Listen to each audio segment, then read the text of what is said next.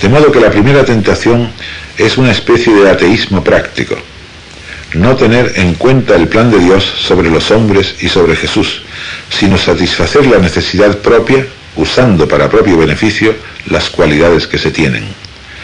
Pero no, primero es el plan de Dios, y luego ya veremos si conviene hacer eso o no. Esta tentación, prescindir del plan de Dios, puede venirle a la comunidad. Como está dotado de muchas cosas porque tiene el Espíritu, las puede usar para su propio provecho, riqueza y prestigio, y no para ponerlas al servicio de los hombres. En esta tentación se habla de panes.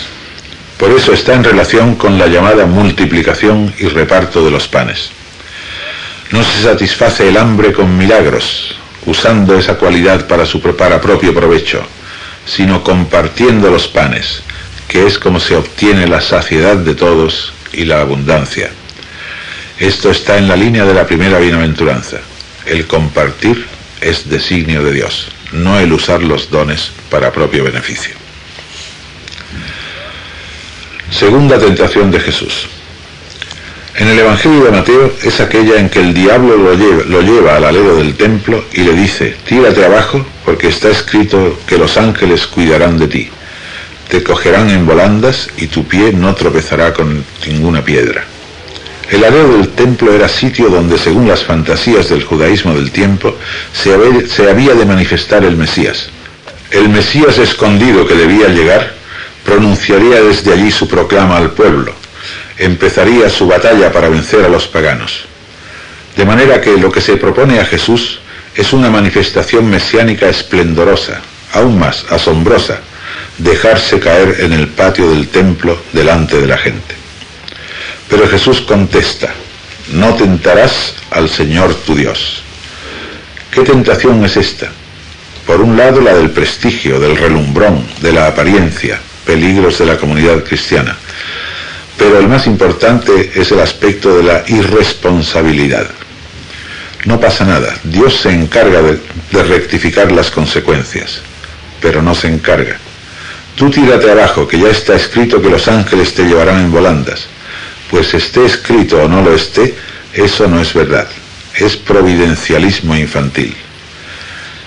Dios lo arregla todo, no lo arregla. Nosotros somos responsables de nuestras acciones, conducta y actividad como comunidad cristiana. El Señor está siempre con nosotros, pero no podemos hacernos irresponsables. No, esto no cuenta, lo que cuenta es lo que Dios hace, tampoco es verdad. Cuentan las dos cosas. Dios no trabaja sin el hombre y el hombre no construye sin Dios. Y esto es lo que el Señor dice en los 4 evangelios: sin mí no podéis hacer nada. Pero Él no va a hacerlo. Él ha hecho lo suyo y ahora nos toca a nosotros. Hay una canción que dice: Dios no tiene brazos, pero nosotros le damos los nuestros. Dios no tiene pies, pero nosotros caminamos por Él. Está la colaboración de Dios, su fuerza, su espíritu, pero la responsabilidad es también nuestra. La comunidad no puede ser atea, como proponía la primera tentación, pero tampoco puede ser irresponsable, infantilmente providencialista y mucho menos relumbrona.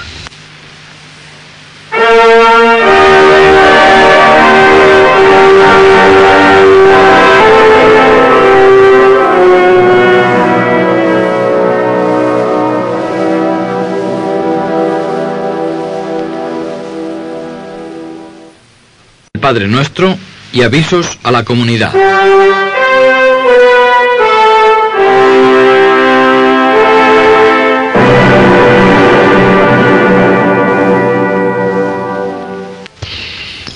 La tercera tentación de Jesús es la más grave. El diablo lo lleva a un monte altísimo y le muestra en un momento todos los reinos del mundo con su gloria. La gloria significa riqueza, poderío militar, económico, etc. El diablo ya no lo llama hijo de Dios, porque lo que le está proponiendo es que deje de serlo. Pero le dice: todo esto te daré si me rindes homenaje. Le dará a todos los pueblos, será el emperador universal. Eso era lo que se pensaba entonces, que el Mesías judío debía ser el emperador de la humanidad. Había varias concepciones del Mesías, pero la más común en tiempo de Jesús era que el Mesías sería al mismo tiempo el rey de Israel y además sometería a todos los pueblos paganos. El diablo dice a Jesús: con eso tienes seguro el triunfo, con el poder, el dinero, la gloria, el esplendor. Todos irán detrás de ti. Eso es lo que espera la gente, un Mesías poderoso. Te aseguro la eficacia del reinado de Dios. Así todo el mundo lo aceptará. Hay una condición, sin embargo, que me rindas homenaje. Jesús le contesta: vete, Satanás, porque está escrito: al Señor tu Dios rendirás homenaje y a Él solo prestarás servicio. El sentido de la escena es, por tanto, que intentar propagar el reinado de Dios por medio del dinero, del poder, del dominio, del prestigio, es servir a Satanás, no a Dios. El programa contrario lo ha expresado en su bautismo. Él está dispuesto a dar la vida con tal de salvar a la humanidad. No a apoderarse de la vida de los demás, sino a dar la suya para ayudar al hombre a salir de su situación. El diablo lo que le propone es lo contrario de dar la vida. Le propone la gran gloria, el ser el rey del mundo. Vemos aquí dos concepciones para la comunidad cristiana y para cada cristiano en particular. ¿Cómo pretendemos propagar el reinado de Dios? ¿Entregándonos por los demás o dominando con el dinero, el poder y el prestigio? Pues ya sabemos la respuesta. La primera alternativa es la única que lleva al reinado de Dios. La segunda lleva al de Satanás. Y Satanás en el Evangelio es el símbolo del poder. El poder es el tentador, porque crea la ambición de poder y todo hombre se siente atraído por la ambición y el deseo de dominio. Todo lo que sea poder, ambición, deseo de dominar, está en el campo de Satanás, y él es el enemigo, el adversario del hombre y por tanto de Dios.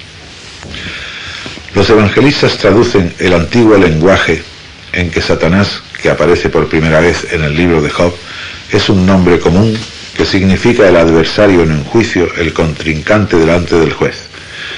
De ahí se traslada a esa entidad que aparece en el libro de Job como un ministro que forma parte de la corte divina, que no se fía de los hombres y arremete contra ellos delante de Dios. Esa figura de Satanás deja más tarde de estar en la corte divina y bajo el influjo de los persas, que tenían dos principios, el del bien y el del mal, convierten a Satanás en el principio del mal, mientras que Dios es el principio del bien. Es una concepción distinta. No se atreven los judíos a hacer lo de los persas, poner a los dos principios al mismo nivel, Dios del bien y Dios del mal. Ponen a Satanás como subordinado, pero en el fondo la concepción judía responde a eso, a ese dualismo. Los evangelistas cogen el símbolo, pero le cambian el sentido. Dicen: ¿quién es el verdadero y auténtico enemigo del hombre? El que lo destroza, le impide el desarrollo y crecimiento, e impide que sea fiel a Dios, el poder y la ambición de poder. El dominio del hombre sobre el hombre. Ese es el Satanás, el adversario. Por eso es el tentador. Los antiguos símbolos cambian de sentido. Esta tentación es actual para la comunidad cristiana. Por eso termina el Padre Nuestro: líbranos del malo. El malo es el poder, la ambición de poder. Resumiendo lo ya explicado, en el Padre Nuestro, después de la invocación inicial que vincula a cada cristiano con la comunidad de los hijos de Dios y que incluye el compromiso de comportarse como hijos de tal Padre, se pide por la extensión del reinado del Padre a la humanidad entera. Con ello, la comunidad pide la eficacia de su misión, pues es ella misma la que continúa la obra de Jesús.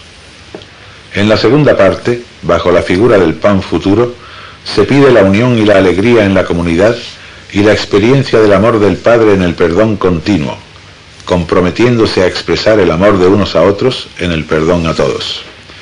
Finalmente, quiere conjurar el peligro de su ruina. Pide al Padre que no la deje ser infiel al compromiso contraído al aceptar las bienaventuranzas. La primera parte del Padre Nuestro se refiere a su trabajo por la paz que ya practica y que le permite invocar a Dios como Padre. En la segunda se reflejan el corazón limpio que excluye el rencor y la fidelidad que considera la persecución como motivo de gozo.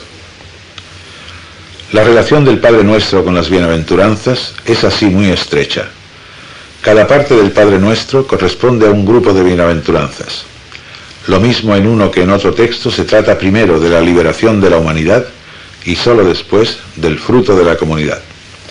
El designio de Dios del que habla el Padre Nuestro se identifica, pues, con la saciedad de justicia expresada en la cuarta bienaventuranza y con la felicidad del hombre por la que trabaja la comunidad.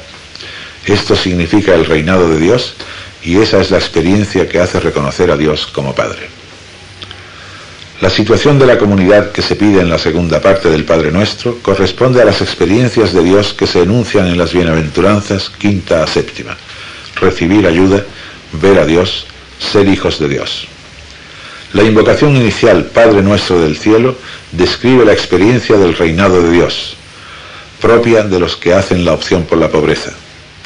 La relación Hijo-Padre describe la solicitud de Dios como Rey por los suyos. Dios Rey no es un soberano, sino un Padre. Se ve que la expresión el reinado de Dios, tomada de la tradición de Israel, cambia de sentido en la pluma del evangelista. Por otra parte, dado que la condición de hijos de Dios se aplica a los que trabajan por la paz o la felicidad del hombre, la comunidad no puede dirigirse a Dios como Padre más que si está de hecho realizando esa labor. La última petición del Padre Nuestro, que tiene dos aspectos: no nos dejes ceder a tentación, sino líbranos del malo, corresponde a la última bienaventuranza. La comunidad pide por su propia fidelidad: no nos dejes ceder. Y al mismo tiempo pide verse libre del malo, que se identifica así con los perseguidores que ponen en peligro la fidelidad.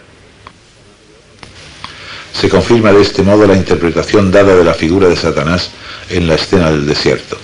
El malo, Satanás, representa el poder opresor que va a oponerse a que los discípulos lleven adelante el programa de Jesús, como primeramente intentó desviar a Jesús de su mesianismo. En la última parte del Sermón del Monte, en el capítulo 7, Mateo expone algunos avisos a la comunidad. Vamos a exponer algunos.